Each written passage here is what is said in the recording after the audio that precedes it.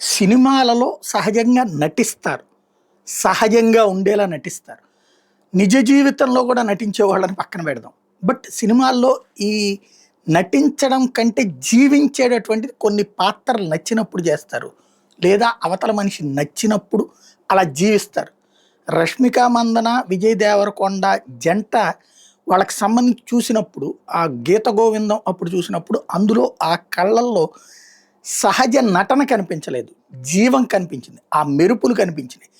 'విజయ్ దేవరకొండ' మీద ఆశ పెట్టుకున్న 'రష్మిక మందన' కనబడింది. 'రష్మికని' అపారంగా ప్రేమిస్తున్నటువంటి లేదా అపారంగా అభిమానిస్తున్నటువంటి 'విజయ్ దేవరకొండ' ఫీల్ కనిపించింది. అందుకనే ఆ సినిమా సూపర్ హిట్ అయింది.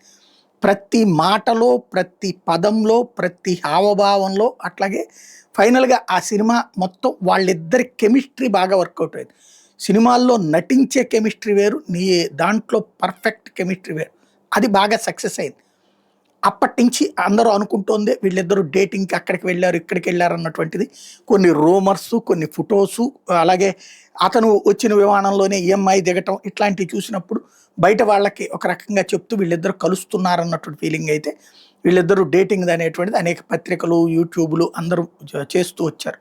నిజ జీవితంలో సాధ్యమవుతుందా? లేదా? ఎందుకంటే 'సుడిగాలి సుధీరు', 'రష్మి', 'జబర్దస్త్' 'రష్మి' ఇద్దరిది కూడా చూస్తే హైలీ అద్భుతమైన కెమిస్ట్రీ వాళ్ళది. ఇక వాళ్ళు నిజంగా ఒకవేళ వేరే వాళ్ళని పెళ్లి చేసుకున్నా జీవితంలో సుఖంగా బతకలేరు. ఎందుకంటే సుధీర్ ఎక్కడికెళ్ళినా సరే ఏంటి వేరే అమ్మాయిని పెళ్లి చేసుకుని వెళ్తే, ఏంటి 'రష్మి' లేదా?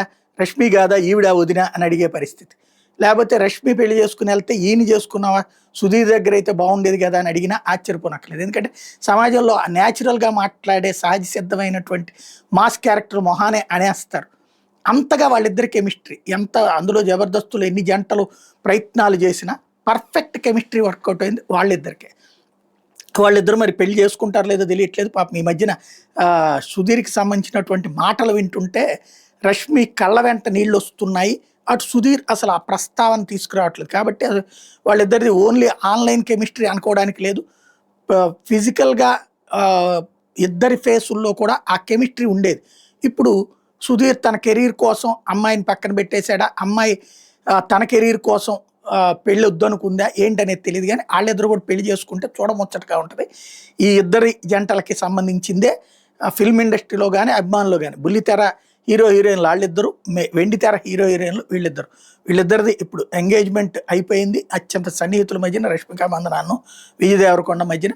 మరి వీళ్ళిద్దరిది ఏమవుతుందో చూడాలి.